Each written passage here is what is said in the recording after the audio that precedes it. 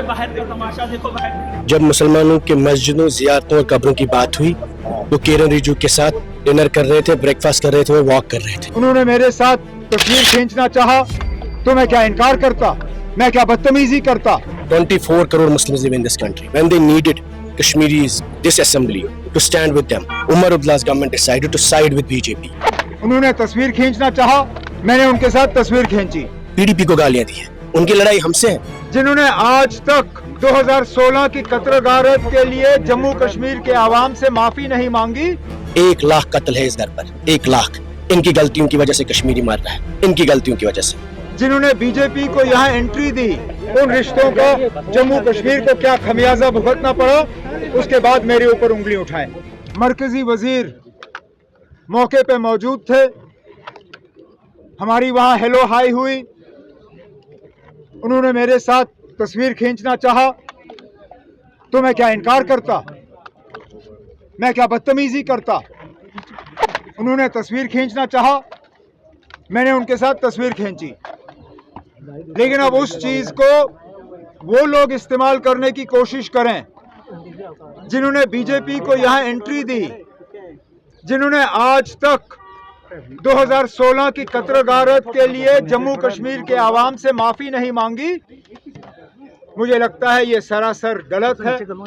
उनको पहले अपने गिरेबान में झोंक के देखना चाहिए कि उनकी क्या हरकतें रही, उनके बीजेपी की क़यादत के साथ क्या रिश्ते रहे, उन रिश्तों का जम्मू कश्मीर को क्या खमियाजा भुगतना पड़ा, उसके बाद मेरे ऊपर उंगली उठाएं। पीडीपी के विधायक हैं और सीनियर लीडर हैं वाहिदुर रहमान परा साहब, उमर साहब 3 दिन से हाउस आए नहीं, आज आए और बयान दिया है कि मुसलमानों को उनकी जरूरत थी।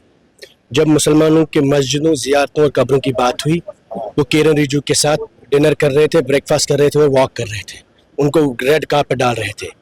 इंडियन हिस्ट्री में, मुसलमानों की हिस्ट्री में 24 crore Muslims live in this country. When they needed Kashmiris, this assembly, to stand with them, this assembly decided, this government decided, Umar Abdullah's government decided to side with BJP and roll a red carpet. आज आए वहां से यहाँ हमें गालियां देने के लिए, PDP को गालियां दी हैं, उनकी लड़ाई हमसे है। वक्फ अमेंडमेंट बिल जिस मिनिस्टर को आप होस्ट कर रहे हैं, उन्होंने लाई। तो आपको लगता है जानबूझकर ही नहीं आए हाउस में? हाँ, जानबूझ के क्या है? 3 दिन जब से मोर सेंसिटिव, जो आपकी मजहब की बात है, मस्जिदों की बात है, ज़ियारतों की बात, आपके ईमान की बात हो रही है, आपके पास वक्त ही नहीं है, और आज आए और यहाँ पीडीपी के खिलाफ तकरीरें करके ही। इनकी लेगेसी क्या है? बिट्रेयल के बिना फ्रॉम 1947 to 87 1 लाख कत्ल है इस दर पर, 1 लाख। इनकी गलतियों की वजह से कश्मीरी मर रहा है, इनकी गलतियों की वजह से। और इस वक्त आज इल्ज़ाम तराशी करेंगे। मैं 16 की बात, टेल today's वक्फ bill, if Tamil Nadu can pass a resolution, Karnataka can pass a resolution, why not? Kashmir ने इसीलिए वोट नहीं दिया था कि पार्टियों में आपसी लड़ाई हो, पीडीपी एनसीपी, मगर ऐसे चल रहा है तो कश्मीर का आम वोटर क्या सोचता होगा? कश्मीर का लोग दुखी है, हर कश्मीर का वोटर दुखी है। Unfortunately, this is seen as a betrayal, a historic betrayal of the mandate that they have robbed from the people. जो पिछले 3 दिन में हाउस में हुआ उसको कैसे देखते हैं आप? Unfortunate है। This is all to help BJP and normalize Waqf amendment. एक आम आदमी पार्टी के एमएलए ने भी मुफ्ती साहब के लिए कुछ गलत बोला और आज कुछ आपके कार्यकर्ताओं से भी Only to divert attention from the core issues.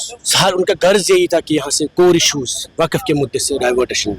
शुक्रिया। तो ये थे पीडीपी के एमएलए वाहिदुर रहमान परा, जिसका साफ तौर पे कहना था, आरोप लगाए चीफ मिनिस्टर उमर अब्दुल्ला के ऊपर कि उमर अब्दुल्ला जानबूझकर 3 दिन हाउस से गायब रहे ताकि वक्फ पर उनका कोई बयान ना देना पड़े, और मिली भगत कहीं ना कहीं इन्होंने कही उनकी बीजेपी के साथ रही। आरोप प्रत्यारोप, मगर आम आदमी, आम वोटर जिन्होंने वोट देकर चुनकर पीडीपी या एनसी के एमएलए को भेजा, क्या इसीलिए भेजा कि एनसी पीडीपी केवल आपस में भिड़ती रहे और आम आदमी, आम कश्मीरी का वोट जो है वो खत्म हो जाए? तो आखिर इसी के साथ ये असेंबली खत्म हुई जिसमें आरोप प्रत्यारोप लगे। कैमरा पर्सन गगनदीप सिंह के साथ दीपक खजूरिया, द न्यूज़ रूम 24 आवाज जम्मू।